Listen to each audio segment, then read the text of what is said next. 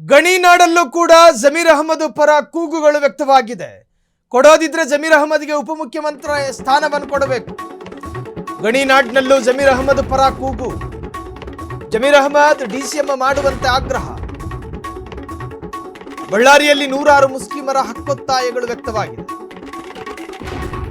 ಕೌಲ್ ಬಜಾರಿನ ಮಸ್ತಾನ್ ದರ್ಗಾದಲ್ಲಿ ವಿಶೇಷ ಪ್ರಾರ್ಥನೆಯನ್ನು ಸಲ್ಲಿಸಲಾಯಿತು. ಜಮೀರ್ ನಾಗೇಂದ್ರಗೆ ಸಚಿವ ಸ್ಥಾನ ನೀಡುವಂತೆ ಆಗ್ರಹಗಳು ಕೇಳಿಬಂತು.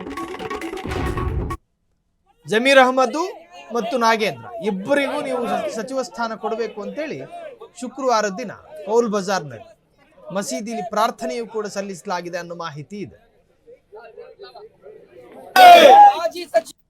ಒಂದು ಎರಡೇ ಬೇಡಿಕೆ ನಮ್ಗೆ, ಒಂದು ಡಿಸ್ಟಿಕ್ ಲೆವೆಲ್, ಒಂದು ಸ್ಟೇಟ್. ಡಿಸ್ಟಿಕ್ ಅಂದ್ರೆ ನಾಗೇಂದ್ರ ಅಣ್ಣ, ಸ್ಟೇಟ್ ಅಂದ್ರೆ ಜಮೀರ್ ಅಹಮದ್ ಸಾಬ್. ಅದು ಯಾಕಂದ್ರೆ ಇಲ್ಲಿ ನಾವು ಎಲ್ಲ ನಮ್ಮ ಕಾರ್ಯಕರ್ತರಿಗೆ ಒಂದು ಜೋಶ್ ಬರ್ಬೇಕಂದ್ರೆ ನಾಗೇಂದ್ರ ಅಣ್ಣ ಕಂಪಲ್ಸರಿ ಮಿನಿಸ್ಟರ್ ಕಂಪಲ್ಸರಿ ಆಗ್ಲೇಬೇಕು.